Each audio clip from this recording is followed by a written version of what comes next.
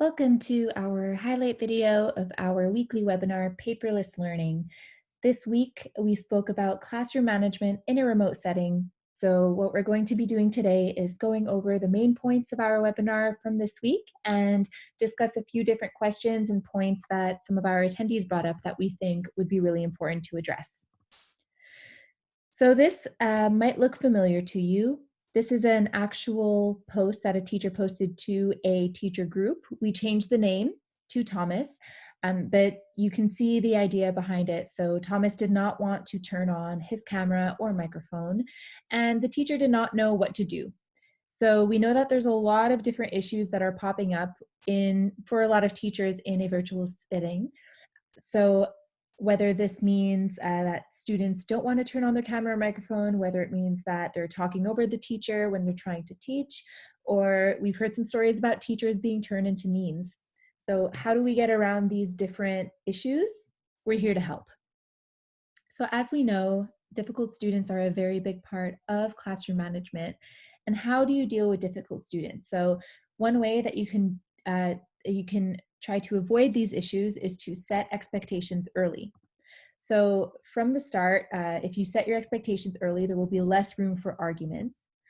And how you can set your expectations is simply by making a clear schedule and also the kinds of behavior that you expect from your students. So even though you are in your classroom and they know what your expectations are, it's really important for you to reiterate what these are.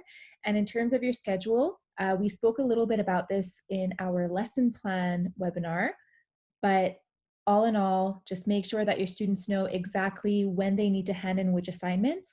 And you can even give some guidelines of how long you expect each assignment to take so that students know whether they're on the right track or not, and they know exactly what will be expected of them as they go forward with their learning.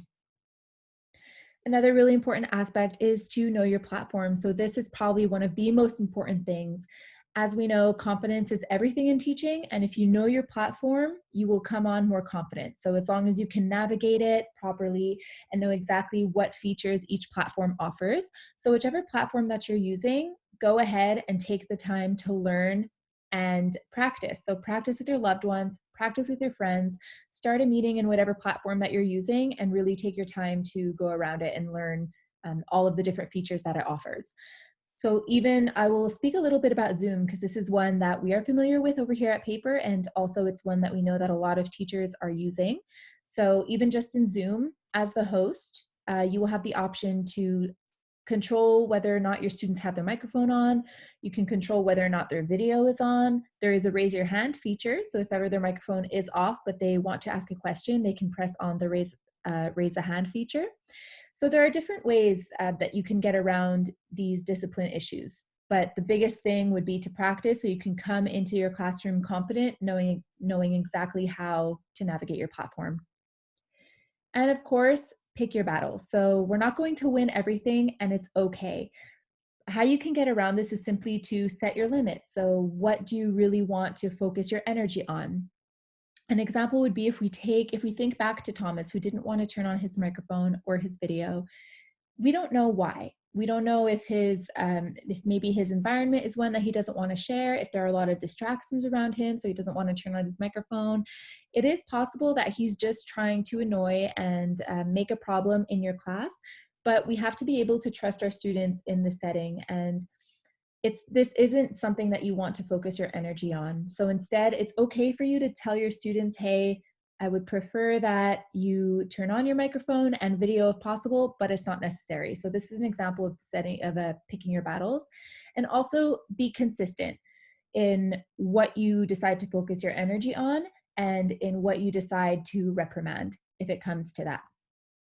So as we know, in this new online virtual setting, students will be learning a lot on their own terms as we move into a setting where students need to be very autonomous and self-motivated to complete their learning.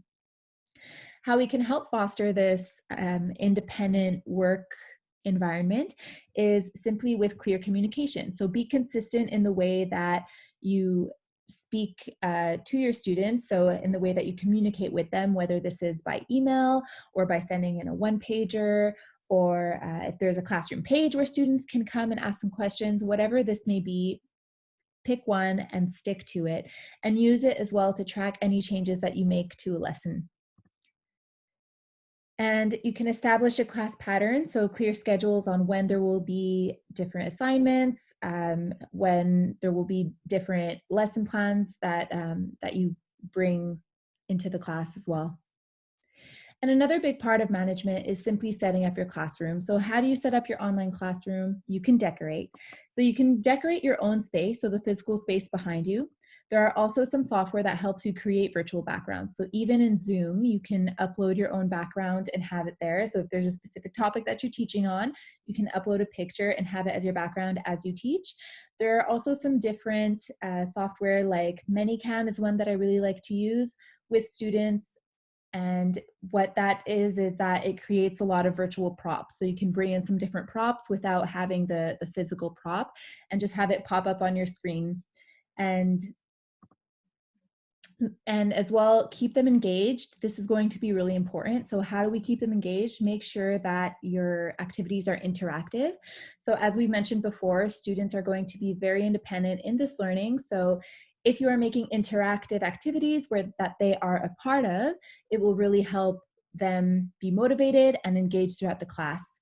Offer them variety in the types of activities that you do in the classroom, and choice as well. So make sure that students have a choice in different assignments, how they want to present something. This will really help them stay motivated and engaged throughout and want to do their work.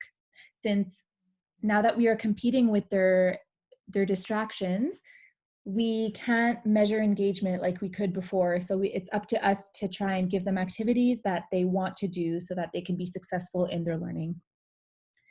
We would also suggest to shorten the lessons if it's possible, simply because it's a lot harder to keep students engaged the whole time in a virtual setting. So shorten your lessons. We give some ideas in our lesson planning webinar of how you can do so. So you can go check out that webinar as well on our YouTube page if you want to get more ideas on how what this would look like. And I would definitely suggest, if you're giving live lessons, to stand up as you would in a normal class. This will really help you bring the energy into the lesson, and once again, build up your confidence so that you can give off a better lesson and have your students stay engaged that way. We do have a section on incentives here as well. So there is some good news. All your incentives don't need to change. There are some that you can keep. So whether this was Class Dojo, if it was to read a story with your students if they are behaving, or watching a video, so you can still do all of these in an online setting. There are also some games that you can play. So some that we brought up is Play Factile. There's also Kahoot that you can still play in a virtual setting. You can also play drawing games like Scriblio. And one of our attendees suggested Math Prodigy as well, for those of you who may be a math teacher. This is something that one of our attendees uses for their class of 4th to 6th graders, and said that it works really well and the students seem to really enjoy it.